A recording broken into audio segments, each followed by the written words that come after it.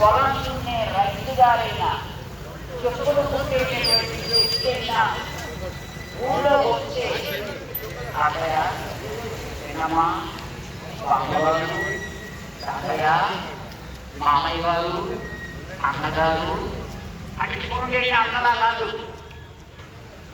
ఇప్పుడు అంతా అన్నలే.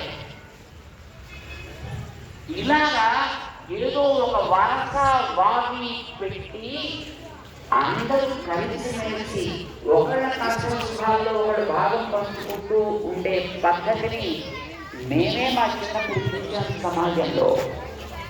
మీలో కూడా ఇక్కడ పెద్దవాళ్లలో చాలా మంది చూసుకుంటారు. దౌర్భాగ్యపు రాజకీయాలు వచ్చిన తర్వాత ఈ సామాజిక వ్యవస్థ అంతా చిన్నమైంది తప్ప. ఎందుకంటే వాళ్ళ మొత్తం జరగడమే లక్ష్యం. దేశము, జాతి, సమాజం విడిపోయిన వాళ్ళకి అవసరం లేదు. వాళ్ళకి నా రోజు గడిస్తే చాలు. మళ్ళీ నెక్స్ట్ వైపు మళ్ళీ వాళ్ళు వస్తారా రారా అది వేరే విషయం రారు.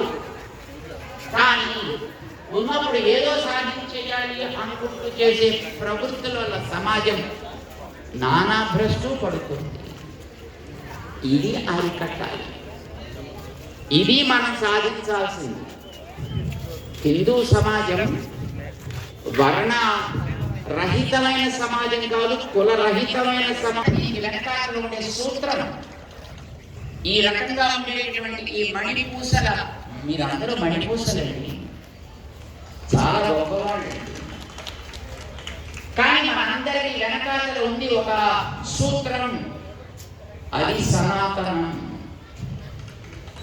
అది మనకి వేదాలు అందించింది, అది మనకి వ్యాసుడు అందించింది, అది మనకి వాల్మీకి అందించింది, అది మనకి రాముడు ఆచరించి చూపింది, అది మనకి కృష్ణుడు ఉపదేశం చేసి అందించిన భగవద్గీత. చదవండి.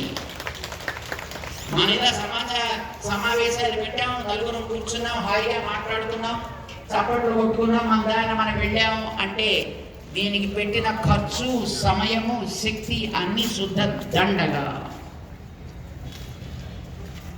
మనం ఒక సంకల్పం చేయాలి. ఇలాంటి చోటుకు వచ్చినప్పుడు ఈ వేల్ట్ నుంచే ప్రారంభించి భగవద్గీతలో ఒక శ్లోకం, రామాయణంలో వాల్మీకి ఇచ్చిన దాంట్లోంచి ఒక శ్లోకం కనీసం నేను చదవడం ప్రారంభిస్తా.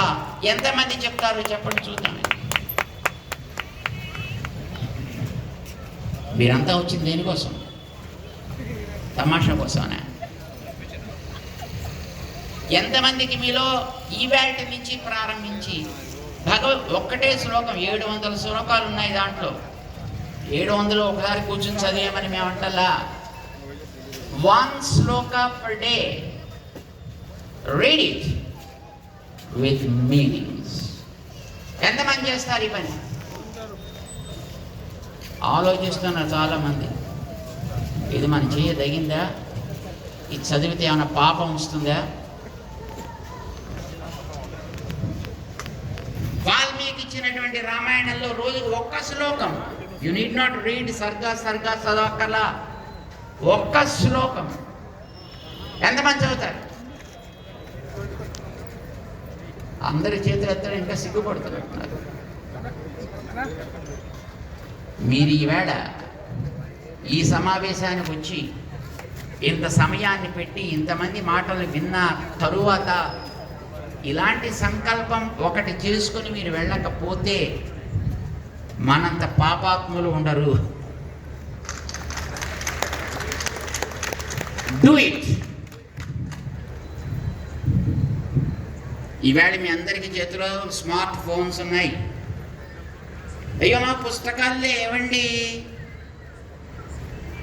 అందులో ఉండే భాష మాకు రాదండి అనక్కర్లేదు. ఈవేళ స్మార్ట్ ఫోన్ ఓపెన్ చేస్తే నీకు చక్కగా భగవద్గీత వస్తుంది, చక్కగా రామాయణం వస్తుంది, నీకు ఏ స్క్రిప్ట్లో చదువుతావో ఆ స్క్రిప్ట్ వస్తుంది, ఏ లాంగ్వేజ్లో నువ్వు చదవాలనుకుంటావో ఆ లాంగ్వేజ్లో కూడా అది వస్తుంది.